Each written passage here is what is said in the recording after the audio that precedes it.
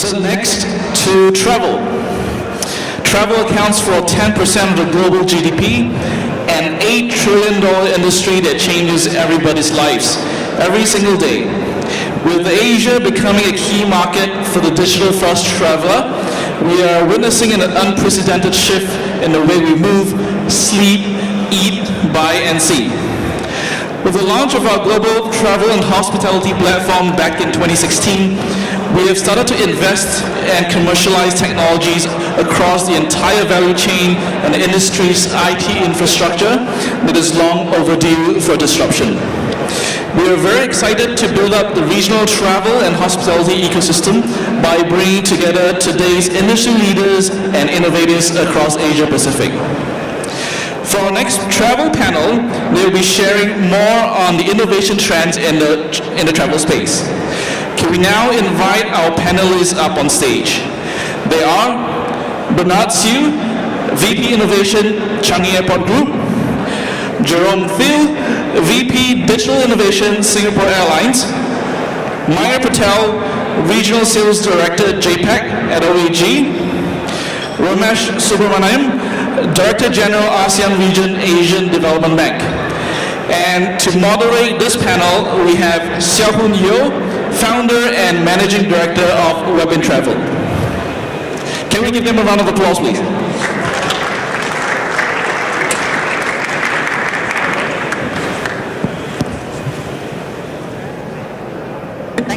Thank you. Good afternoon, everyone.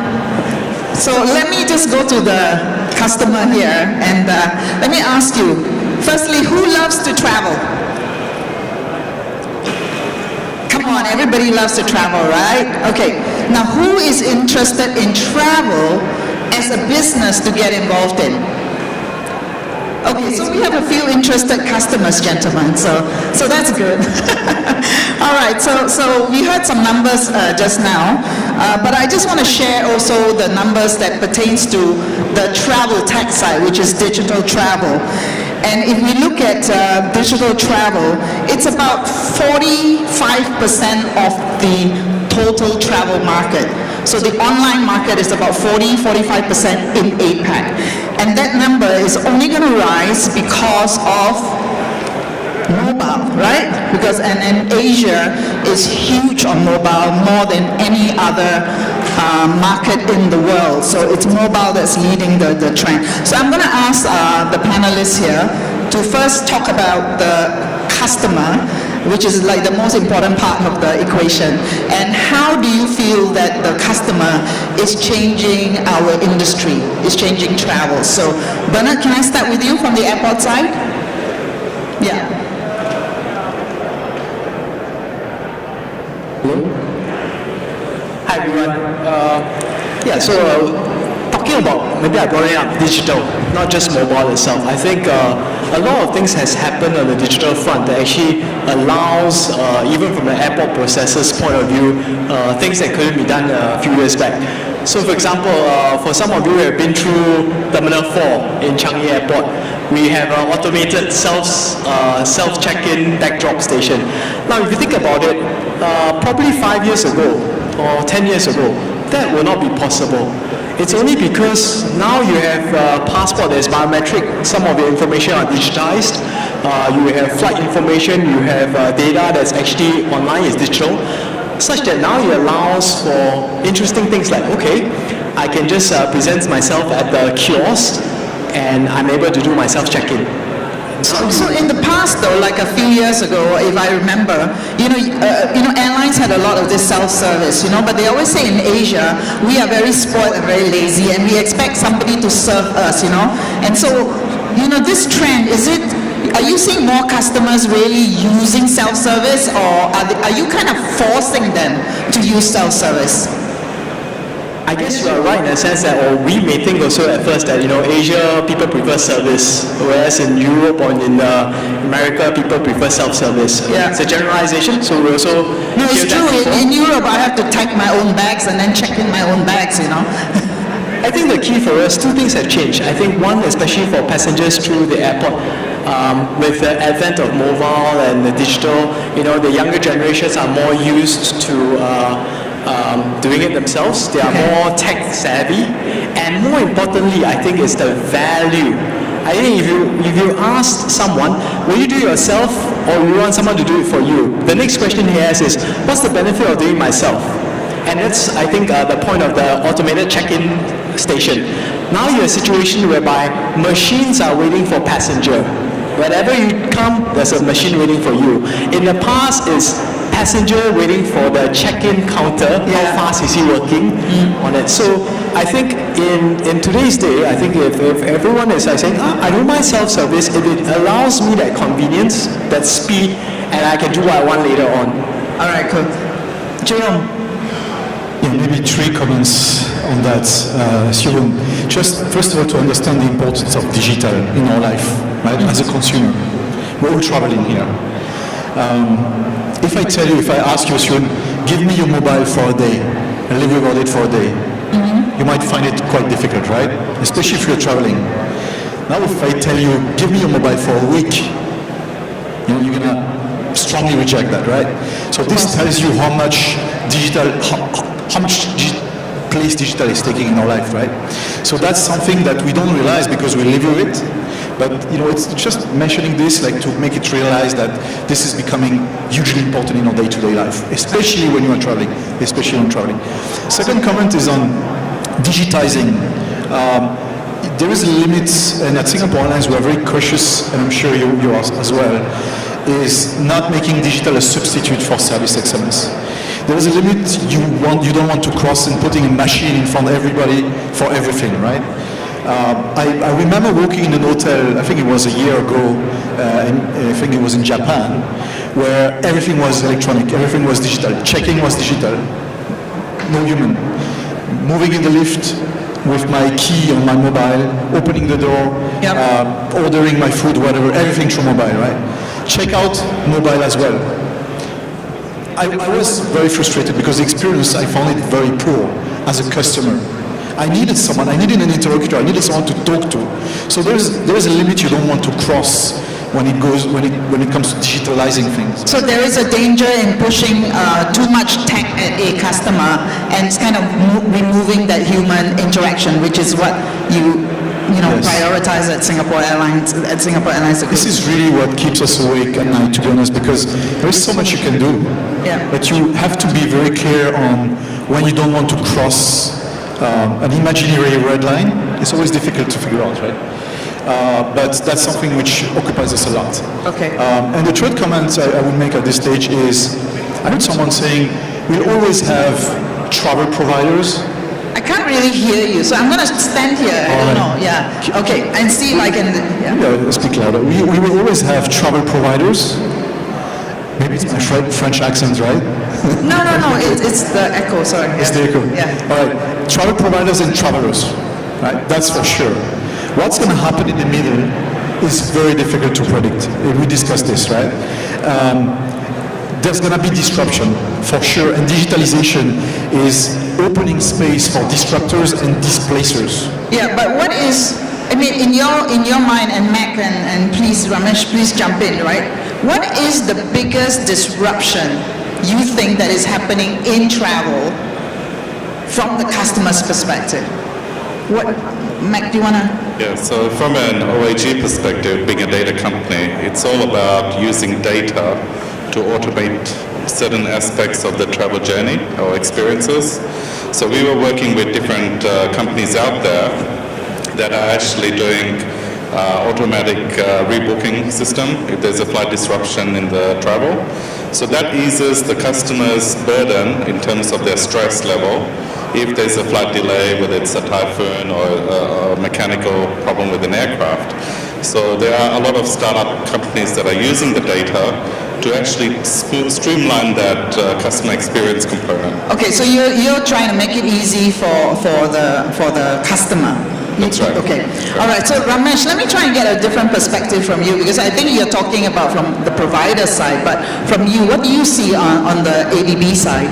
Thanks, Siew Hoon. As you know, ADB, we look at things from a development perspective while we invest in a lot of projects, including in startups, we look at the entire ecosystems.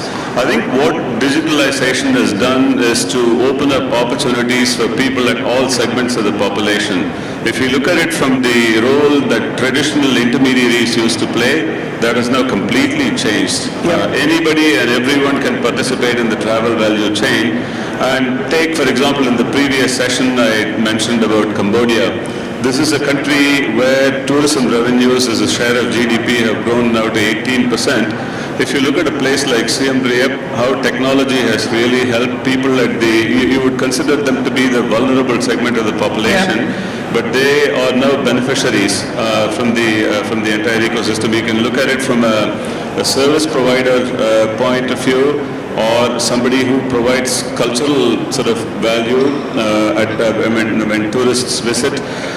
So you have players who have so far not been in the formal sector, who've been operating more in the informal sector. Digitalization has enabled them to come into the formal fold. There are some of the new startups that have come up. ADB has been working with an entity, active marketplaces called Local, Take Me Tour, Trip.me and so on. If you look at the players who are participating, these are all very small.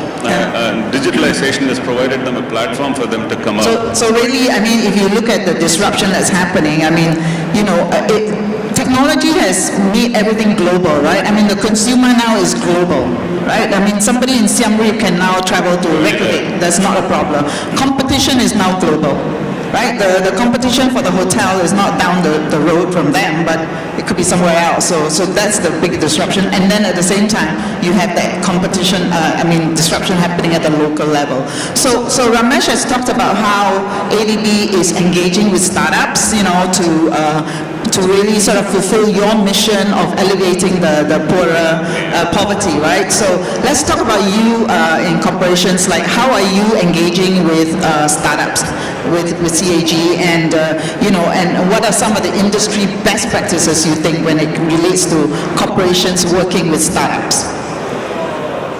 My honest view is that it's kind of like common knowledge now. Most corporates are looking at, you must work with startups, you must work with companies outside. I think that's a good thing that's happening. The question next is how, and what are some of the so-called areas to note and pitfalls to note. Actually, it's not I don't think it's a big rocket science.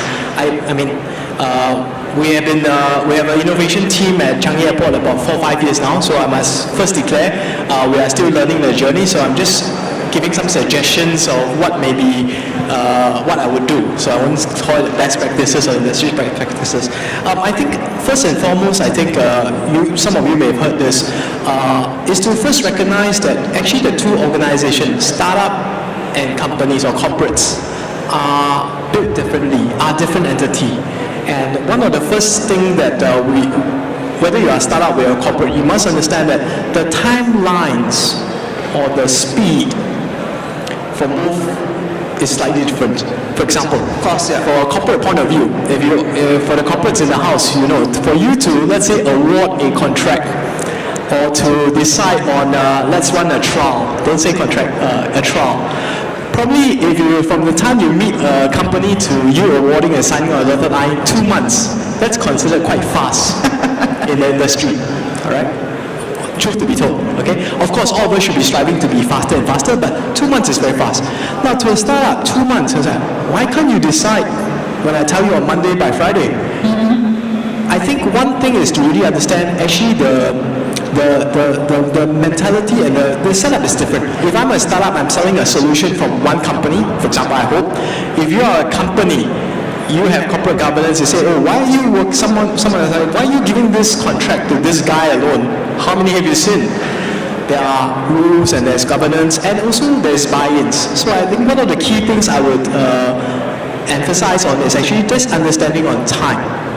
Yeah, how many startups have you invested in? Your innovation team, do you have like a venture fund that invests in startups?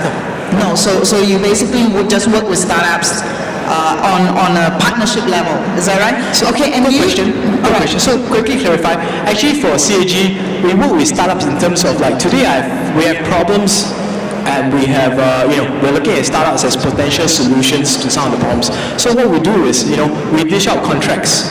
And these contracts can be co-development contracts. Or it can be, okay, you have a solution, we give it to you. Okay. So for us, we are not, very selected cases, we find that if there is a need to, we put in money in terms of investment, but most of the time it's about... Right. So you look to startups to solve your problem. So now at Singapore Airlines, you run the App Challenge, right, as one way to kind of, is that right, to get solutions to your pain points? Correct, Siew. It starts always with a business challenge, a pain point. I will second what you just said. First of all, I spent almost 10 years in my life being a startup entrepreneur, as you know, and 10 years in my life on the corporate side. So I lived both sides, okay? So, Which do you prefer? Which do you prefer? This question was scary.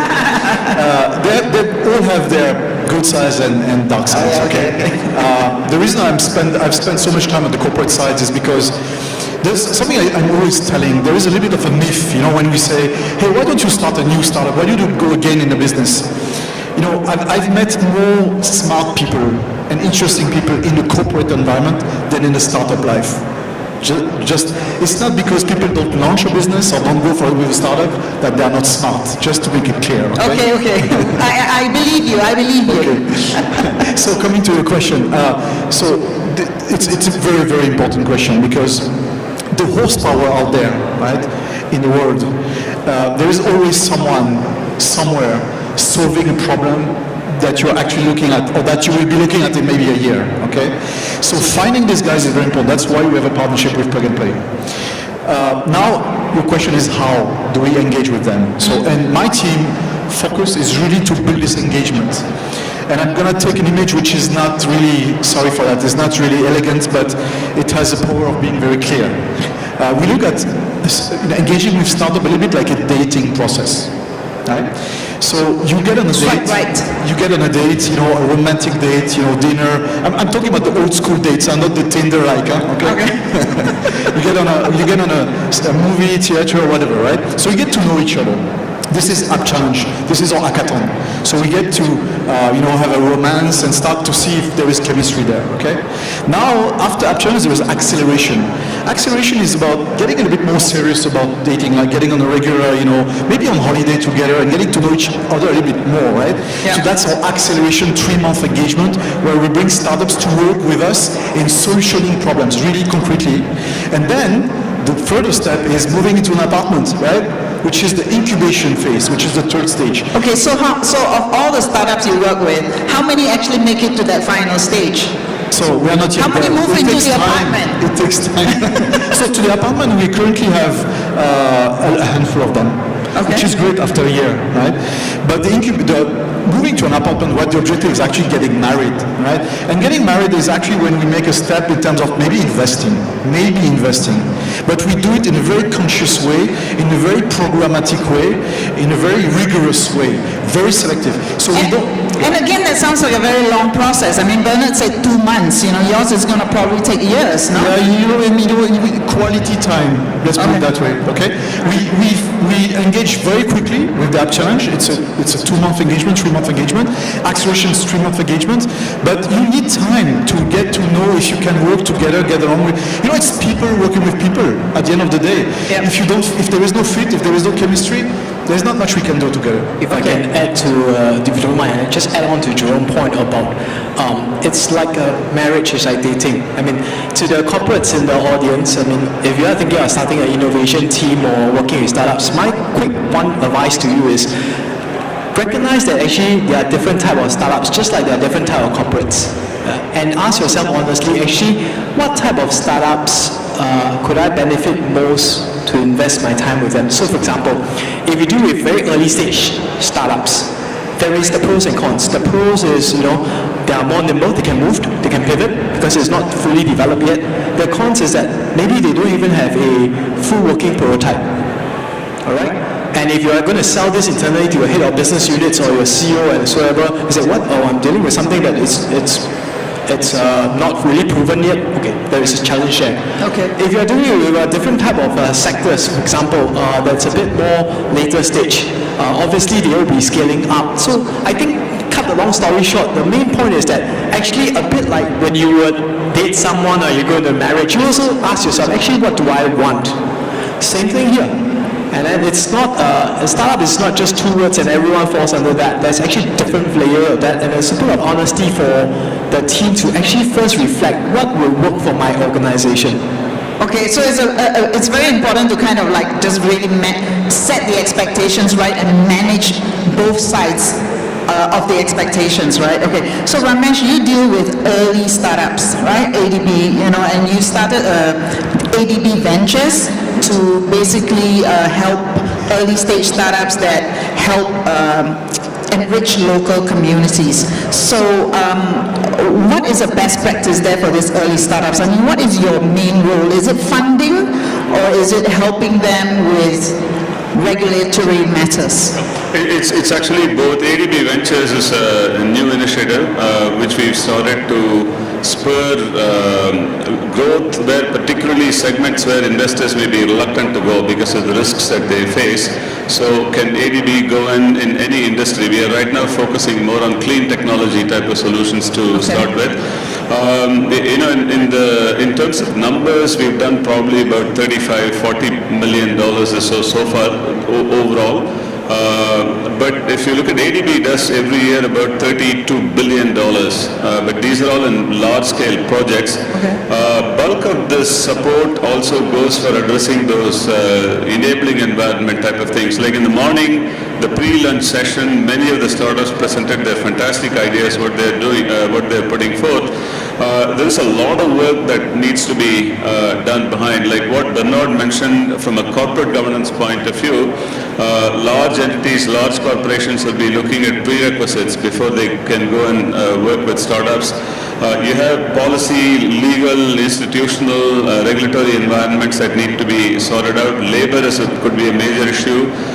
Ease of paying taxes could be a major issue. So our focus is also, in addition to directly supporting entities, it's also to kind of dismantle those problems that are there. So basically you help reduce the rate of failure when they enter a new market or a new sector. So that's your primary role. So Mac, I mean, you deal with airlines, data, AI, that part that is really big buzz in our industry right now.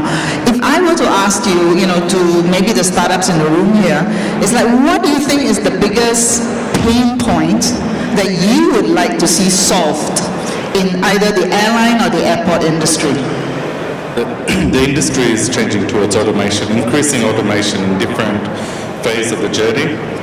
So if you look at the check-in process, whether it's check-in or baggage drops, right to security, a lot of companies are looking at the gate revenue streams, where you would be sitting at the gate and you would actually order your meals on a mobile phone and the meal service would come to you. Okay, so it's a little difficult at Changi Airport because the way the terminals are structured. The way the terminals are structured in Changi, but Terminal 4 would be a good optimization for them to trial this type of concepts where a lot of passengers, when they go to the airport, they actually hang around the boarding gate area. So how do you monetize that? Get them to be shopping and buying shopping food environment and things comes to you, whether it's robotics, using AI and so forth to actually solve that problem and actually increase the operations or monetize that particular initiative. Increase their ancillary revenues. So, okay. What about Bernard? What is the biggest pain point that you are a traveler yourself, right? We're all travelers. What do you think is the biggest pain point that you'd like solved as a traveler? Wow, that's a big question. There's so many pain points. But maybe just taking off the track from what you were saying just now, I think actually in the travel journey right now, while we say we're trying to make it seamless, there's still a fair bit of waiting. Right? And actually, rather than it being a pain point, how do we change this time, this so-called this downtime, into productive time? One example was, let's say, For us who are, concerned that we'll miss the plane, you always want to be at the gate. 20 minutes beforehand, 30 minutes beforehand, depending on what you are. If I'm wearing my airport hat, I say 1 hour beforehand, so on and so forth. But now the question is that if you're there, but if you are still able to fulfill certain needs, and it doesn't have to be just transaction, we're just selling you more things, but you're able to do something. Yeah. Actually, that improves I the like that. value. You are improving. I like Once you improve the value of the experience, you are creating value. And once you create value, there's some way you can monetize that. So now it could be at the gate. It could be today I'm in the security queue. I could be at the immigration queue. Today, what we're doing in Changi, so even at the, let's say, taxi queue, all right, we're putting some cameras so that we're not taking photos of the face, but we're just counting how many hits are there. So that if you are picking the bags off the carousel, for example, all right, and just before you pass through the doors, we give you a sign, say, hey, you know what, left side, the taxi queue on the left side, it's only 5 minutes wait. The one on the right side is half an hour wait. Okay. We're giving more information that to him That is really wow. valuable. Yeah, in the past you would just go with the nearest taxi queue, not knowing what's the other side because you can't see it. But now you have improved that value. Now, I'm not making any money out of that, but I'm sure the moment I created this value, I've maybe he'll buy something along the way back, he'll do something. You make customers happy, and when customers are happy, they want to spend more money, right? So, and Jerome, what about you? What do you think is a pain point that Singapore Airlines is looking to want to solve? Right. So I agree with your points. I mean, waiting and the friction and delays is something which makes customers in general very unhappy and very discomfortable. What I would mention is the multiplicity of apps. With so many apps, you're booking on an OTA, you're booking on an airline directly, and then you have like another app for this, another app for that, and the booking a cab or whatever, right? So this chain of disconnected. We always talk about making it seamless for customers, right? We can expect a huge consolidation happening at some point. Yep. I believe so. And those who are going to be able to tackle this problem and bring the most comprehensive, accurate way of assembling those touch points in a most easy way for the customers, they might be the big next disruptors. Yeah. Whether it's going to be OTA, whether it's going to be mobile players, whether it's going to be messaging platform. Or Grab is now offering flight hotels and and tickets, and I'm sure they'll go into flights. WeChat, Line, Kakao, all entering travel as well. So we do have this sort of messaging apps coming in as well, and I'm sure that there is some. So I heard an interesting story from Emirates, if I can share, where they actually tried to measure a passenger's anxiety moments, and they measured it through an anxiety bracelet. And they found that the customers were most anxious at the point after they boarded and they were trying to find their seats. And so what they did then was say, okay, then my service staff is going to be more alert during that period to try and reduce the anxiety stress of the customer so that they are happier when they get their seats together. So, that was kind of an interesting way of using tech and data to kind of, change the mood of somebody, right? So, okay, that's so interesting. Was the bracelet working on board? Because I'm more anxious when takeoff and landing than when getting on board, right? Personally, I don't know for you guys. Maybe they don't want to make you more anxious during takeoff and landing. I think it was not connected in flight, right? Okay, so now let's talk about, it's wonderful, like, you got married and you're moving in an apartment and you're living together and all that, right? So how do you measure the success of your innovation program? Because everybody has an innovation program now. So how do you measure the success of your innovation program? Start first.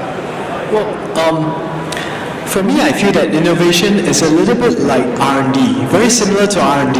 R&D, you can't really guarantee success, all right? And if a boss goes to his R&D head and says, okay, I want you only to do R&D that you can make money out of it, probably two things will happen. The guy quit, or he end up, quitting just after he spent all your money and realize he's not getting the results. However, at the same thing that's similar to R&D as well, companies, big corporates, and here I'm speaking from the lens of a corporate. All right. So even from a corporate, you don't throw your money in R&D anywhere. You also take a vested bet to say, okay, I'm betting into areas where I can build a differentiator for my product, for my company. I'm going to areas, or maybe it's a new market that you're opening up, and you're putting your money in an area that is like, wow, there's big money, there's big impact. So I would say similarly for companies with an innovation program, I think same thing. It's a long game. It's similar to R&D. You can't bet all over the place, but neither can you put results up front. So you kind of pick the ones that you really kind of want to bet on. Right? Then the next question is that, but that's not enough. I think one of the KPIs, so to speak, I don't really like the word. I knew that word was going to come up, KPI. One of the measurements indicators that we do have, it's not self-voluntary, it can be put onto me as well. Well, one of the things that I do actively put down is really, how many experiments are you running in the company? How many experiments? And it's not like just trials, because trials can be mistaken as, oh, I'm trying a product before I buy.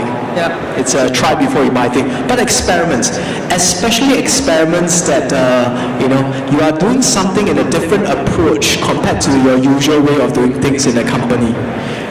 There are good and bad experiments, but one thing I know, if a company is not running any experiments, it's not growing and learning. All right, okay. Jerome, how do you measure? Yeah, at Singapore Airlines we have a very unique way to focus on the objectives, the results. We're working on two objectives, two main objectives. One is people, cultural transformation, and one is business. And those two objectives work really well together because we won't do anything if the business doesn't support it, right? That it starts from a business pain point. Because we want to make the business happy, the business leaders happy, because if they're happy, we have success stories. And success stories is what we need to get people interested in, because everybody likes stories and success stories, right? That's the way you build the culture, innovation culture, by having success stories.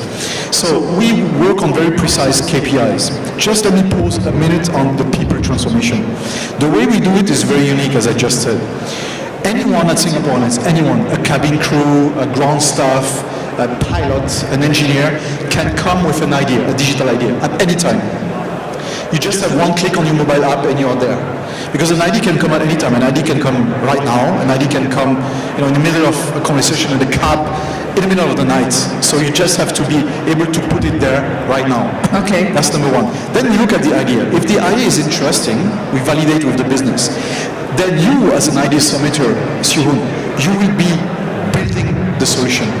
So you will be the one building up the prototype, the POC, etc. Even though you're not digital savvy, you're not programmer by any means, we do this for you. My team is here to do the heavy lifting, if you will. Okay, so do you give me a budget then Yes. to do that? Okay, and do you give me a stake in the business?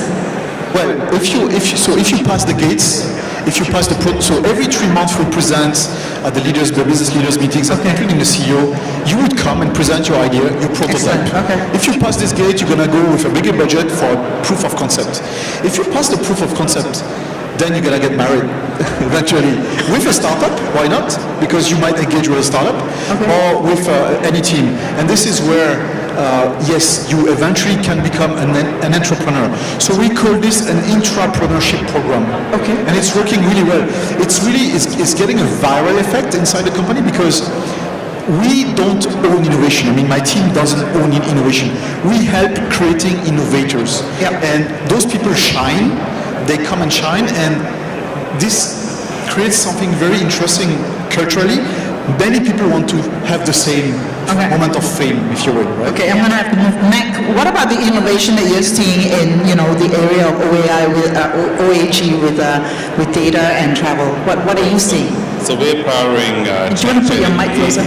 we are powering change and innovation through our data and analytics. So we've engaged with Plug and Play as a partner, one of the partners, so that we can actually engage with the startups, whether it's a proof of concept stage or successful travel tech companies, And it's all about engagement. So how do we engage with this group of people? We have dedicated team. Do you invest in them, or do you just don't make invest. available the data that you have and the tech? We make available the data that we Okay. have. So we have dedicated teams around the world. So in Asia Pacific, we have a dedicated business development manager that looks after purely travel tech. And if you look at our track record, it's been quite successful with the OTAs, and anything that has travel as part of the ecosystem, we'll engage with them and make that into a successful, because that's a constant change that we are seeing in this travel space. All right. What about ADB? How do you measure the success? You know, you're also a partner with Plug and Play, clearly. How do you measure the success? For us, from an overall corporate point of view, inclusive and sustainable growth is the overall metric. ADB Ventures, what they're looking at is for opportunities, and particularly on clean technology. A few indicators on the tech side that we are looking at would be, for things like CO2 emissions, how much of a reduction are we achieving, waste removed, because we are talking in the tourism context. Recently, for example, in the Philippines, Boracay Beach was closed. Now, what was achieved as a result of that? How would the tourism industry benefit from it? So that could be a benchmark. Jobs and opportunities created is something very important. And finally, access to finance to small and medium enterprises, because our goal is to bring those at the bottom base of the pyramid up. But this is not just focusing only on the sustainable type of indicators. You can look at the bottom line also, because these sorts of goals will also help achieve, for example, cost reductions through waste management. There could be operational savings in terms of energy expenditures. More importantly also, if there are good regulations in place and if companies have good governance practices, there could also be reduced regulatory compliance costs, which is also quite important. And finally, I think job creation, because going back to the first point that I made on your first question, if we are through tech investments, if new employment opportunities can be created, that could be hugely meaningful for these countries that we are working with. Yeah, clearly, in travel now, a big topic is clearly sustainability, right? And in Europe now, there's such a backlash against flying. The young people just want to take trains these days. So the area of, I'm seeing some interesting startups in clean tech and waste measurement for hotels and waste removal actually coming through in the travel industry. So I think that's quite an interesting area. Okay, so finally we have like 5 minutes.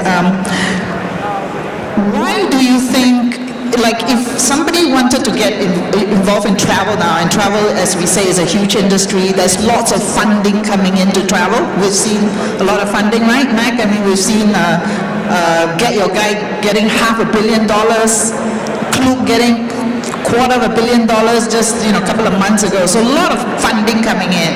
Is this a good time to be in the travel startup world? Is this a good time, or is it bad?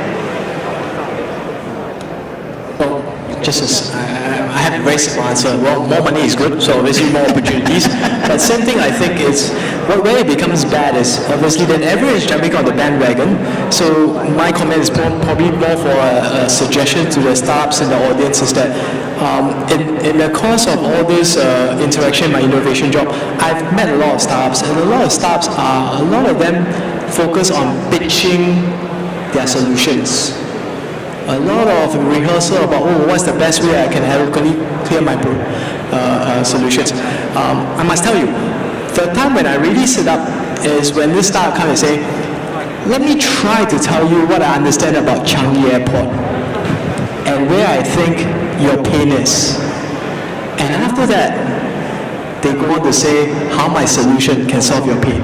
So I think this is probably a lot of people have heard this before. You have probably heard this in your incubation program, or some mentor told you this. But I really emphasize that, especially when there are more money, especially there are more startups, the more clearer you need to have on what is that value you're bringing to the table, and that then differentiates you from the noise. All right, great. Yes, I think more than ever it's the right time, definitely. I think for two reasons. One is we need consolidating the fragmented landscape of apps is one aspect. And you mentioned that earlier, Siew, the regional fragmentation as well. Those who are going to be able to crack that, the fragmentation of multiple apps and the regional fragmentation of those apps as well, messaging platform, we have so many out there. So those who have a platform approach, right, building value in terms of bringing all these things together, especially for people traveling a lot, they are going to crack something very important. It's possible technologically, it's possible now with APIs and platform approaches, right? That's for the B2C side. And I will second what you just said. On the B2B side, let's say you want to launch a startup in the B2B, offering airports or airlines a solution. My recommendation would be always approach airlines or your customer, your future customer, with use case. Tell them about their pain points instead of coming and pitching something a little bit abstract to them. Yeah. I see that all business leaders only relate to use case which concretely address their concrete pain points. All right, so something that's my real. recommendation. All right. Well, Mac? So if you look at travel, it's probably the most exciting sector in the tech space, in our opinion. There's a lot of things happening, and the boundaries are limitless because once you start looking at artificial intelligence, machine learning, and data intelligence, and when you put that all together, it makes it very compelling in terms of how you solve the customer experience journey problems or issues that they may have, and make it more meaningful in terms of providing a seamless travel experience out there. So Ramesh, I mean, travel must really fit into the ADB purpose, right? Because travel makes people happy, right? And travel removes misunderstanding. So Absolutely. Yeah. No, we support a lot regional cooperation and integration, particularly in the ASEAN region. There are many sub-regional programs, and where as part of that we've supported investments and also to reduce trade frictions and so on. I think on your question, is this the right time? I think even if you within the sustainability context, if you look at the environmental and social bottom lines of business, huge opportunities.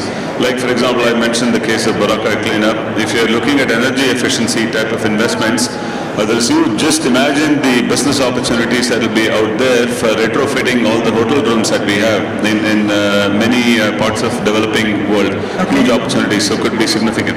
all right. So thank you very much for your attention. Please join me in thanking the panelists. I hope they've managed to convince you that travel is not only a huge industry, but it's a fantastic industry for our world. Thank you very much. Thank you, Bernard, Jerome, Mac, and Ramesh. Thank you. Thank you to our panelists. Can we stay on stage for a quick photo? Yes. There's a photographer in front.